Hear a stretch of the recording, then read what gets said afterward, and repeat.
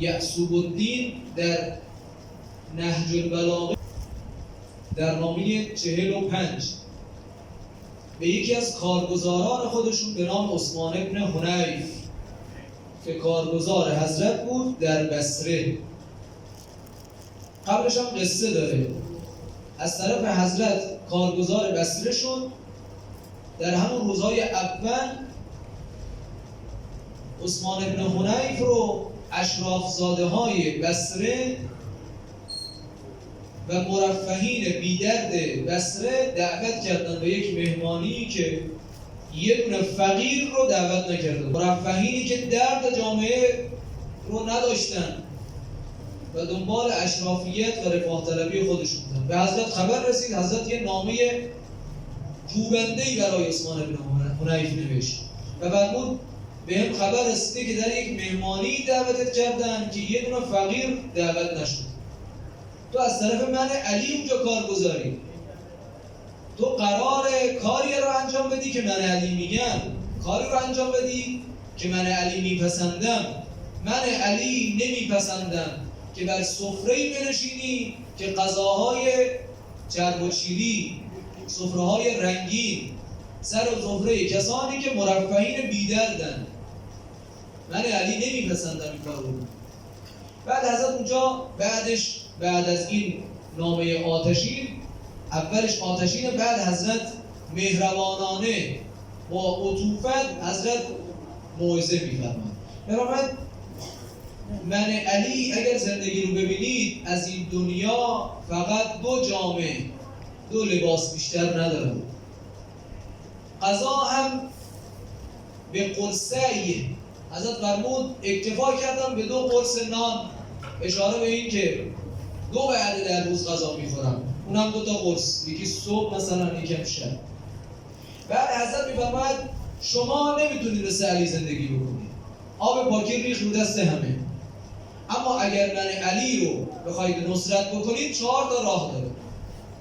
این برای من و شما عبرت است. 1.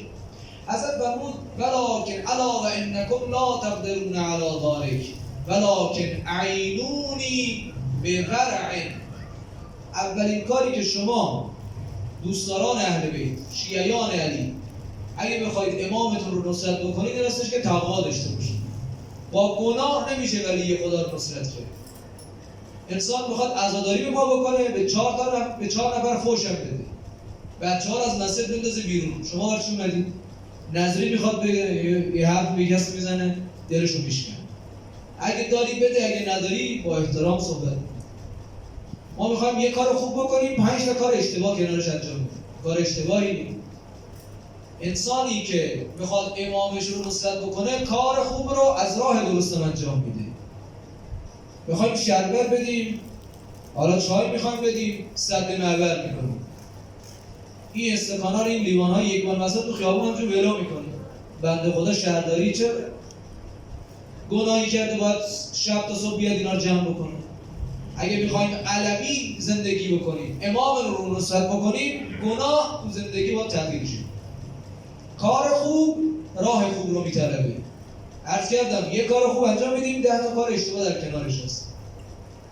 میخوایم نماز بخونیم، صف اول میخوایم جامون کسی نگیره، یه زنبیل میذاریم تا یه بچه، یه کسی جای ما رو گرفت، یه تشریه به اون میزنیم. تو نماز به دردی نمیخورد، هم اولشون با تشر زدن به دیگران که ورع نیست. که تو قرار از این نماز میخوای برسی به لاهای ترقی رو میخوای طی بکنی. نماز بدون گناه از انسان میخوان، عبادت بدون گناه از انسان میخوان. ورع میگن بالاترین مقام تقوا هست. اگه تقوا مثلا 10 درجه داشته باشه، بالاتریش میشه ورع. ورع چه کارایی انجام میده؟ یه روایت از آقا امیرالمومنین تو نهج بلاغه میگه.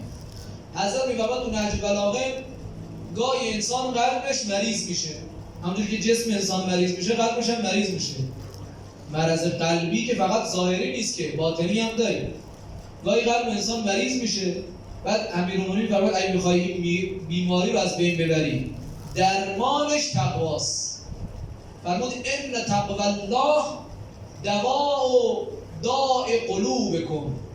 قلب انسان مریض میشه با ورع. اگه مریض شد قلبت، تقوا داشته باش. اومد پیش امیرالمومنین گفت آقا واجب چی هست؟ حضرت فرمود انجام واجبات. بعد پرسید واجب تر چی هست؟ حضرت فرمود که واجب ترک گناه هست. انجام واجبات خوبه، اما مهمتر از انجام واجبات ترک محرمات. ترک محرمات انسان نداشته باشه، انجام واجبات داره میرسه بیرون. مثل یه کیسه ای که هی داره روش چیز میرسه، از اون ور کیسه ته کیسه هم سوراخه، هی آب میریزه از این ور، از اون ور داره خارج میشه، فایده ای نداره که. اصلا فرمود اگر میخوای امامت رو نصرت بکنی ورع داشته باش. در مقابل ورع یکی از چیزهایی که انسان رو زمینگیر میکنه و کاری میکنه که انسان امامش رو نصرت نکنه، حب دنیاست. انسان جاه طلب باشه، دنبال دنیا طلبی باشه. در یک از نقل‌ها هست حضرت موسی علی نبینا و علیه السلام یه شاگردی داشت. این شاگرد مدت‌ها پیش حضرت موسی از حضرت علم می‌آموخت، درس می‌گرفت. خیلی هم از حضرت علم یاد گرفت. مدت گذشت گفت آقا من میخوام برگردم، میخوام برم پیش بستگانم. خیلی اصرار کرد. حضرت پیش اجازه داد حضرت موسی برو. مدتی گذشت، قرار شده بود برگرده اما برنگشت. حضرت موسی پرسجو کرد، کسی خبر نداره. یه وقتی جبرئیل رو حضرت موسی دید، پرسید که جبرئیل این رفیق ما، این شاگرد ما کجاست؟ خیلی وقت رفته سمت بستگانش، برنگشته. جبرئیل عرض کرد که یا نبی الله، اون دور از نظرت اون میمونی که دم در ایستاده رو می‌بینید؟ گفت بله. یه میمونی بغل بود. گفت همین شاگرد شما همین میمونی هستش که الان بس شده. حضرت موسی تعجب کرد. فرمود چرا اینجوری شده؟ جبرئیل عرض کرد که یا نبی الله، این شاگرد شما رفته بود اونجا، از علم و دانشش استفاده نکرد، به دنیا تکیه کرد، حب دنیا گرفتش، هر چی از شما یاد گرفته بود فراموش کرد. انسانی که چیزی یاد میگیره باید بهش عمل بکنه. حداقلش اینه که در راه گناه اصرار نکنه. انسانی که تقوا داره، ورع داره، با امامش رو میتونه نصرت بکنه. دومین چیزی که حضرت فرمودن به ورع و اجتهاد. اجتهاد به معنای مجتهد شدن فقط نیست، چون مجتهد هم تلاش و کوشش میکنه. اجتهاد معنای لغویش به معنای تلاش و کوشش کردنه. به مجتهد هم که میگیم به مرتبه اجتهاد رسیده، یعنی اینقدر تلاش کرده توی علم فقه، اصول، کلام، سیره، حدیث، اینقدر تلاش کرده رسیده به یک مرتبه‌ای که بهش میگن مجتهد.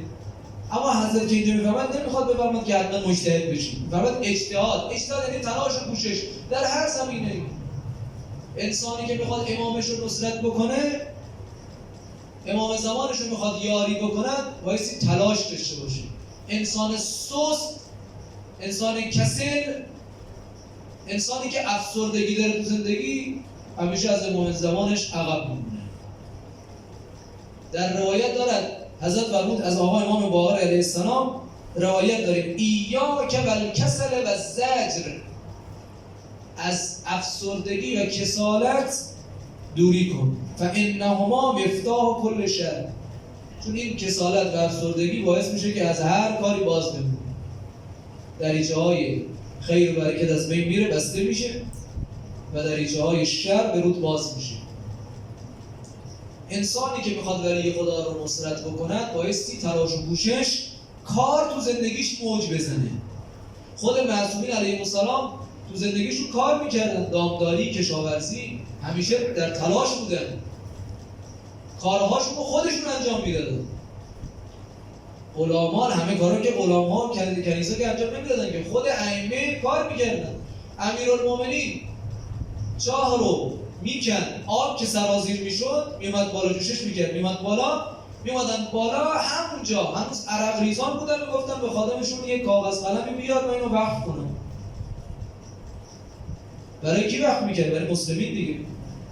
کار میکردن. امام کاظم علیه السلام در مزرعه خودشون مشغول کشاورزی بودن. فردی به نام محمد ابن منکدر از صوفیان اون زمان بود که دنبال اهل بیت نبود. اومد میشه امام کاظم گفت گرمای تابستان بود، حضرت داشتن عرق ریزا داشتن کار میکردن، داشتن بیل میزدن. این اومد توی مزرعه دید امام کاظم داره با این شدت و حدت داره کار میکنه. گفت آقا شما هم پسر پیغمبر دارید کار میکنید. چون صوفی بود دیگه، فکر کرده بود فقط باید دنبال عبادت و سجاده و اینها بود. حضرت بهش فرمود همین الان اگر اسرائیل علیه السلام جانم رو بگیرن، این عمل من عمل صالح است، در راه خدا و هنگام انجام عمل صالح از دنیا رفتم. حضرت فرمود اگه میخوای امامت رو نصرت بکنید باید تلاش کنید، کوشش. ما تنبلی تو دین نداریم، ما مؤمن تنبل خدا دوست نداریم. امام کاظم علیه السلام در روایتی فرمود ان الله یبغض الشاب النوام الفارغ. خداوند متعال جوانی که خیلی میخوابه و جوانی که بیکاره، کاری نداره، خدا خیلی بدش میاد ازش. یبغض، بدش میاد، دوست نداره.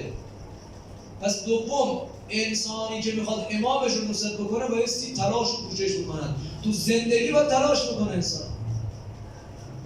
امام کاظم فرمود که اگه میخوای زندگی درست بشه باید ساعات تو زندگی تقسیم بندی کنی. یه دونش یه مقدارش برای عبادت با خدا، مناجات با خدا، یه مقدارش برای کار تلاش برای زن و بچه است. اومد این فردی اومد میشه پیغمبر اکرم صلی الله علیه و آله و سلم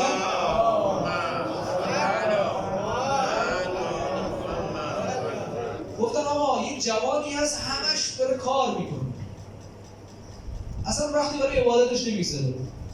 اصلا بهش فرمود این کار این جوان سه حالت داره. یک، یا برای این داره کار میکنه که سربار جامعه نباشه، دست گدایی جلو دیگران دراز نکنه. خب اگه به خاطر اینه میشه عبادت. دو، اصلا فرمود اگر دنبال معیشت زن و بچهش هست، رزق حلال برای زن و بچهش، برای اینکه زن و بچهش گرسنه نمونن، این کارش هم عبادته. و اگر برای این هستش که با این کارش به دیگران فحش‌فروشی بکنه، منم که دارم کار میکنم، منم که دارم تلاش میکنم، برای فحش‌فروشی به دیگران باشه، از اون این کارش شیطانی. حالا باید خودش ببینه که این کارش به خاطر چی هست.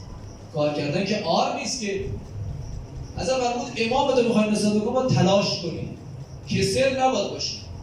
بعد حضرت فرمود و عفت، سومین عامل فرمود اگر انسان عفیف باشه، انسانی که پاک دامن هست، لحاظ اجر و مزد نزد خدا از شهید کمتر نیست. تو نهج البلاغه حضرت عبارتی در این مورد داره، فرمود که اون کسی که در راه خدا شهید میشه و مجاهد در راه خدا هست، از لحاظ اجر و مقام از اون کسی که میتواند گناه بکند، میتونه دامنش آلوده بشه، شرایطش هست، زمینش فراهمه، میتونه گناه بکنه اما گناه نمیکنه. و قدر و عفو، عفت می‌ورزه. فرمود اون مجاهد فی سبیل الله مقامش از این عفیف بالاتر نیست. چرا؟ حالا اینو من عرض می‌کنم، تلقی این حقیر است که اون مجاهد فی سبیل الله داره از جانش میگذره، او از چشمش داره میگذره، او از نفسش داره میگذره، خیلی سنگین‌تره. انسان میتونه گناه بکنه، نگاه بکنه، هیچ کم نمیبینه جز خدا، اما نگاه نکنه. فضل ابن عباس برادر عبدالله ابن عباس هست، جوان خوش سیمایی بود. حضرت سوار بر مرکب بودن، داشتن رد میشدن، پشت سر حضرت بر مرکب نشسته بود. یه زن جوانی اومد از حضرت میخواست سوال شرعی بپرسه، نزدیک حضرت شد، تا خواست سوال بکنه، این فضل ابن عباس روشو کرد سمت این زن جوان، شروع کرد نگاه کردن. حضرت همونجور که نشسته بودن بر مرکب، دستان مبارکشون بردن پشت سر فضل ابن عباس، سر فضل رو برگردوندن، گفتن نگاه نکن. دوباره داشتن صحبت میکردن، یه دفعه دوباره نگاه کرد، حضرت دوباره سرشون گرفت برگردوند، نگاه نکن به نامحرم. فرد اومد میشه امام باقر علیه السلام، کنیز حضرت اومد دم در. تا کنیز اومد یه حرکت زشتی ازش سر زد. حضرت از همون داخل منزل صدا داره ابو صباح. بیا داخل. این چه حرکت زشتی بود انجام دادی؟ دیگه این کارو نکن. ابو بصیر از شاگردان امام صادق نابینا بود. میگه که من به یه خانم قرآن تعلیم میدادم، این خانم یه وقتی یه شوخی باش کردم، نابینا بود، یه حرفی زدم، یه شوخی بدی بود و این نامحرم کردم. روز بعد رفتم میشه امام صادق علیه السلام. حضرت همون تا وارد خانه حضرت شدم، حضرت فرمودن چه کاری بود انجام دادی؟ اهل بیت خوششون نمیاد انسان هرزه سرایی بکنه، چشش هرزه باشه. هر جایی که انسان نباید ببینه که از صحنه‌ای چشاتون در میشه. انسان تا وارد پاساژ میشه میبینه که از اول پاساژ تا آخر هی داره نگاه میکنه. یه نفر که میاد تو به صف میشن. چه خبره؟ انسانی که عفیف و پاک دامن هست مورد توجه اهل بیت. این سه. بعد حضرت فرمود اگر بخوای امامتون نصرت بکنی باید سداد داشته باشی. سداد به معنای این هستش که نه افراط نه تفریط، نه جلو بیافتی از پیغمبر و اهل بیت نه عقب بمونی. راه مستقیم. راه مستقیم کدومه؟ همون صراط مستقیمی که قرآن میفرماید. امیرالمومنین تو نهج البلاغه فرمود الیمین و الشمال مضله، چپ و راست این گمراهیه و طریق الوسطی هی الجاده، اون راه مستقیم اون جاده اصلیه. پیغمبر اکرم اینجا نشسته بودن، اصحاب خدمت پیغمبر بودن، حضرت چند تا خط کج و معوج کشیدن، یه خط راست هم کشیدن، فرمودن این خط راست صراط مستقیم، بقیه‌اش انحراف. انسانی که میخواد پیرو اهل بیت باشه، امامشون نصرت بکنه، باید در خط اهل بیت باشه. صراط مستقیم یعنی چی؟ امام صادق علیه السلام فرمود صراط مستقیم ما دو تا صراط داریم. از صراطان، صراط فی الدنیا و صراط فی الاخره. صراطی که در دنیا هست امام معصوم هست، هر چی ایشون گفت به انسان میگه چشم، هر عملی انجام داد عمل رو انجام بده، امر و نهی اهل بیت رو درست انجام بده. به این میگن بر صراط مستقیم بودن. اگر انسان بخواد بر صراط مستقیم حرکت بکنه، کربلا رو ببینه. کسانی که در کربلا همراه ابو عبدالله بودن همه بر صراط مستقیم.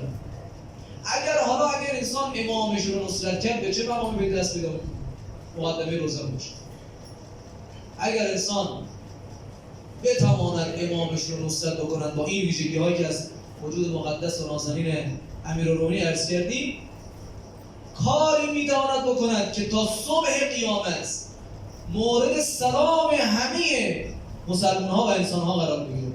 میدونید در همین زیارت عاشورا اونجایی که میگه السلام علیک یا ابا عبدالله و علی الارواح التي حلت بفنائک، اونجایی که سلام به ابا عبدالله میدیم، پشتبندش سلام به کیا میدیم؟ کسانی که امامشون نصرت کردن. حلت بفنائک، فنا به این درگاه هم مسجد مثلا میگن آستان، به آستان میگن فنا. حلت بفنا یعنی در آستان شما اهل بیت، اونهایی که جانشون رو نثار شما کردن، ما سلام خدمت اونها هم میدیم. السلام علیک یا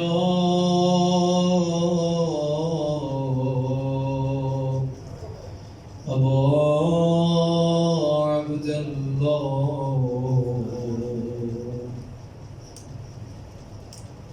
به روی محملان هر یک نشسته،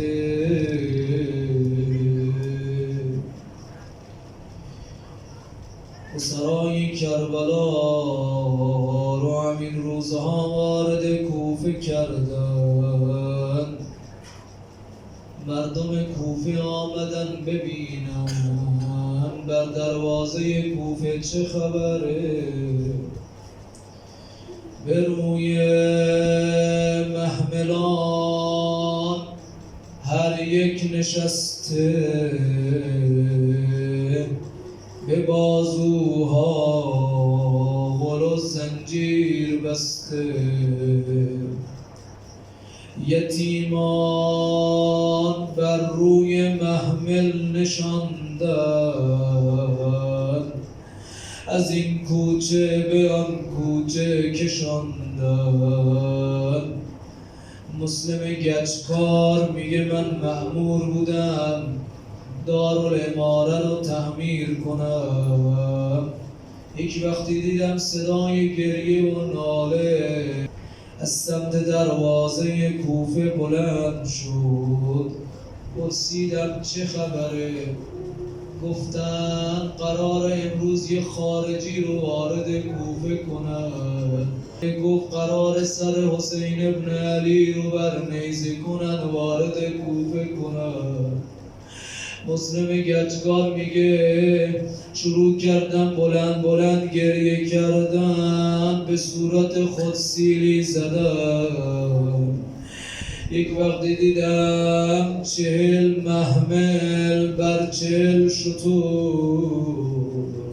زنان و کودکان سید الشهدا رو آوردن. دیدم یک وقتی زین العابدین رو بر روی شتری برهنه سوار کردن.